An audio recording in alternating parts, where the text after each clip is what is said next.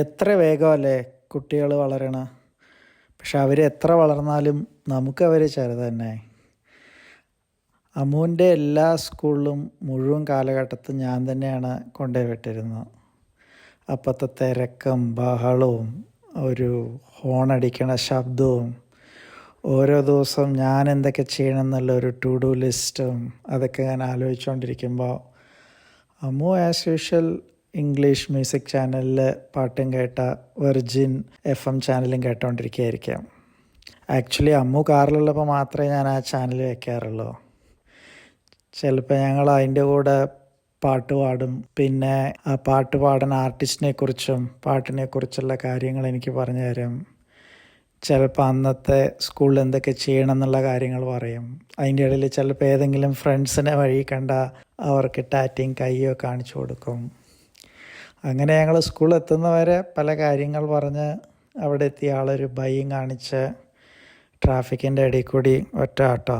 പക്ഷെ അപ്പോഴും ഞാൻ സൈഡിൽ കൂടി നോക്കും ആൾ സേഫായിട്ട് എത്തിയോ, ലേറ്റാണോ, ഇനി എങ്ങാനും ടാഡി സ്ലിപ്പ് കിട്ടുമോ. അത് കഴിഞ്ഞാൽ ഞാൻ പതുക്കെ I will switch to my Malayalam channel. But even today ഞാൻ സ്കൂളിൻ്റെ ഫ്രണ്ടിൽ കൂടി പോകുമ്പോൾ ഞാൻ അറിയാതെ ഒന്ന് സ്ലോ ആക്കും. ആക്ച്വലി നല്ല നല്ല ഓർമ്മകളായിരുന്നു അതൊക്കെ. എനിക്ക് സത്യം പറഞ്ഞാൽ എപ്പോഴും അമ്മുവിൻ്റെ സ്കൂൾ യൂണിഫോം കാണാൻ തന്നെ ഇഷ്ടം. കാറ് ആകെ സൈലൻ്റായി പോകുന്ന അമ്മു എക്സാമിന് പോണ മാത്രം. എനിക്ക് ശരിക്കും അത് ഇഷ്ടമല്ല. കാറിൽ എപ്പോഴും ശബ്ദവും ബഹളവും ഇഷ്ടമുള്ള ആളാണ്.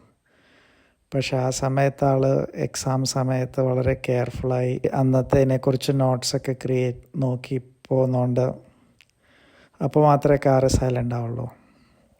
ഇനി എന്തെങ്കിലും ഞാൻ ബിസി ആവുമ്പോൾ ആൾക്ക് ബസ് പോകണമെന്ന് പറഞ്ഞാൽ ഭയങ്കര ഫ്രസ്ട്രേറ്റഡ് ആകുമ്പോൾ ഇഷ്ടമല്ല. പക്ഷെ ഇന്ന് നോക്കുമ്പോൾ അമ്മ അതിൽ നിന്നെല്ലാം മാറി ഒറ്റയ്ക്ക് വലിയൊരു സിറ്റിയിൽ ഒറ്റയ്ക്ക് ചെയ്യുമ്പോൾ എനിക്കൊരു മിക്സ് ഫീലിംഗാണ്. One side I am proud of her. പക്ഷേ ചില സൈഡ് ഞാൻ വിചാരിക്കും എനിക്ക് പണ്ടത്തെ പോലെ കൊണ്ടുവിടാൻ പറ്റുന്നില്ലല്ലോ. കാരണം എനിക്കിപ്പോഴും പഴയ മാതിരി അമ്മ ഒരു ചെറിയ കുട്ടിയല്ലല്ലോ എന്നൊരു ചിന്തയും വരാറുണ്ട്.